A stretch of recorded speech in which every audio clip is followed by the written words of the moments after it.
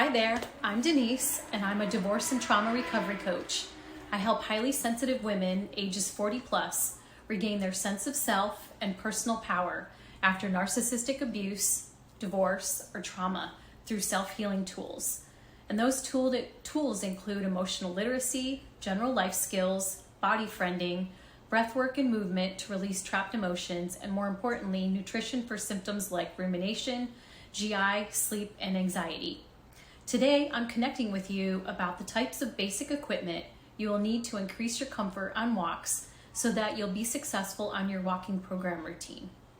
First off, we all need good fitting walking shoes, and I prefer shoes that tie around the ankle for good foot and ankle support.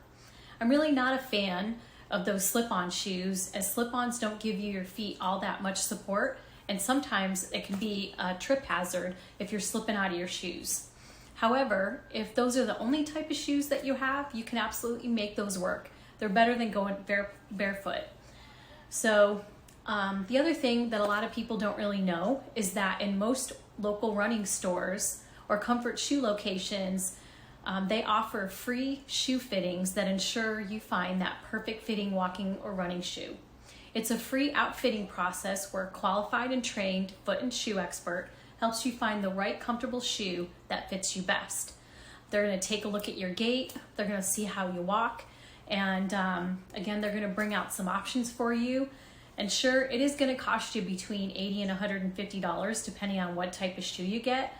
But what you are going to get is you're going to find the perfect, comfortable Goldilocks shoe that fits you just best.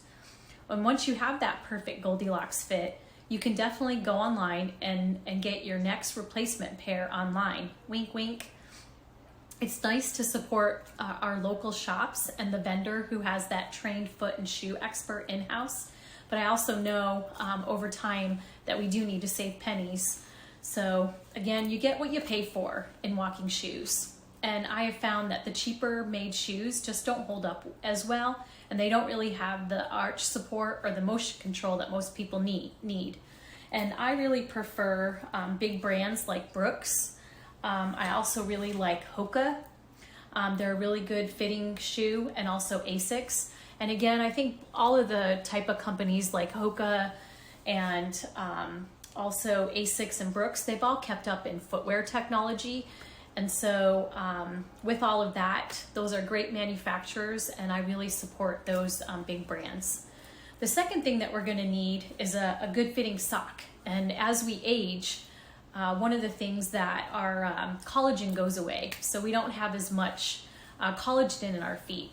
And so having some padded socks has been greatly helpful for us as we age. And I think that's something that would be awesome to have in our arsenal. And yeah, I've seen some socks, they might be $10 to $20 per pair. But again, that can be like a really big splurge. And right now I am really loving these sockwells. This happens to be a compression sock, and I've been struggling a little bit with plantar fasciitis. And so it has some really great top of the foot support, and these lines kind of hug your foot. And it also has wonderful arch support at the bottom too. And so again, adding these with your shoe of choice. Again, these guys are my newer shoes. I got these great Brooks. They've got some good motion control, and partnered with my socks there, my feet are super comfortable.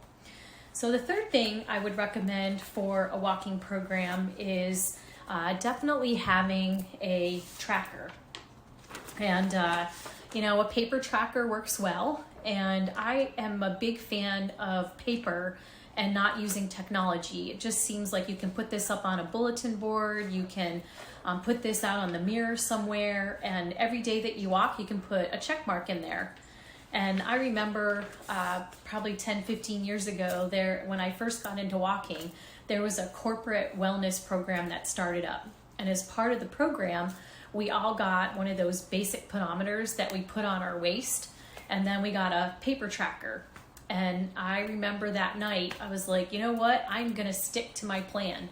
And I went to the grocery store, and they had a whole bunch of stickers. They don't have the cool stickers back then, like they do now for the kids. But I remember getting a pack of those stars, you know, the red, gold, and blue stars with green ones. And I remember every single time that I walked, I would put a star for that day.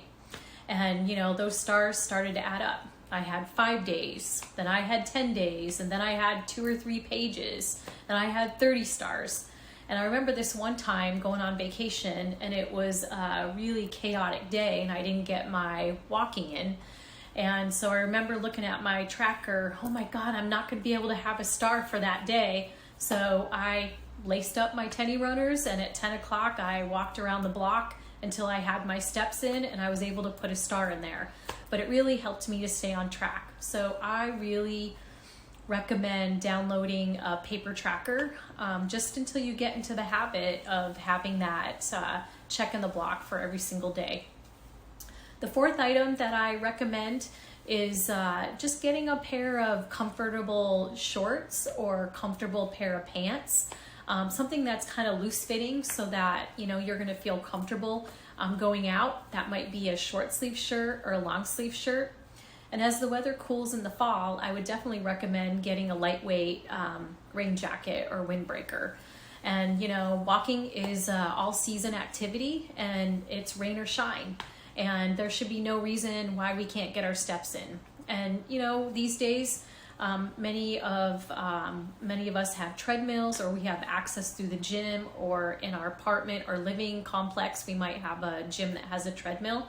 And sometimes I've been known to walk in place while I'm watching TV just so I can get my steps in. So where there's a will, there's a way for all of that.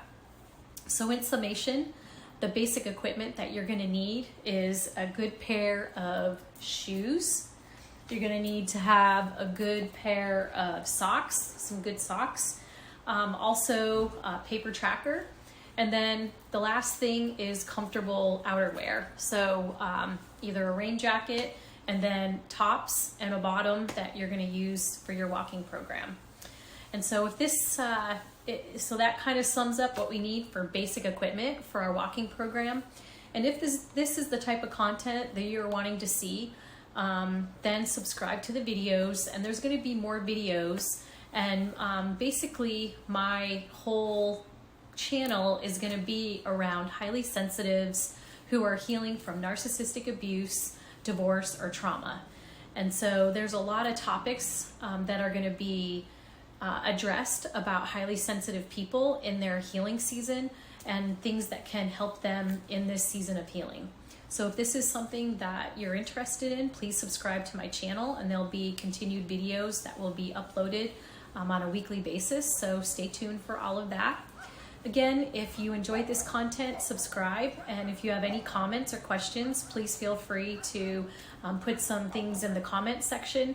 Again, I'm always open to hearing about how you're doing on your walking program if you have any questions. And if you put a comment on there, I always like to know how you're doing. So I need support too on my walking program. So drop me a line in the comments, and I look forward to maybe getting out on a walk with you someday. So take care. Have a really great day. Namaste.